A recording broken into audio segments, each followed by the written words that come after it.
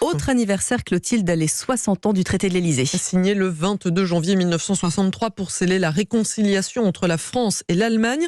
Pour l'occasion, le chancelier Olaf Scholz est à Paris. Un conseil des ministres franco-allemand est prévu à l'Élysée à la mi-journée.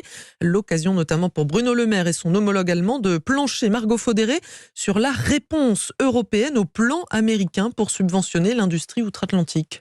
Ce sont deux grands sujets de préoccupation pour le ministre de l'économie Bruno Le Maire, la lutte contre l'inflation et le verdissement de l'industrie, deux secteurs où les marges de manœuvre des États membres de l'Union sont limitées par les règles européennes.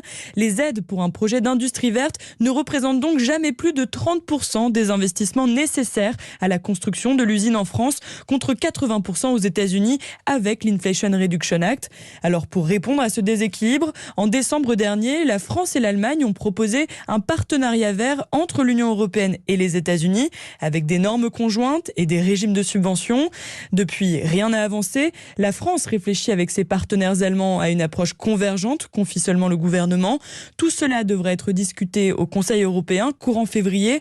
Bruno Le Maire et son homologue allemand doivent aussi se rendre aux États-Unis avec deux commissaires européens dans les prochaines semaines. À l'occasion de ces 60 ans du traité de l'Élysée, Emmanuel Macron et Olaf Scholz signent une tribune dans le journal du dimanche dans laquelle ils évoquent les questions fondamentales concernant l'avenir de l'Europe.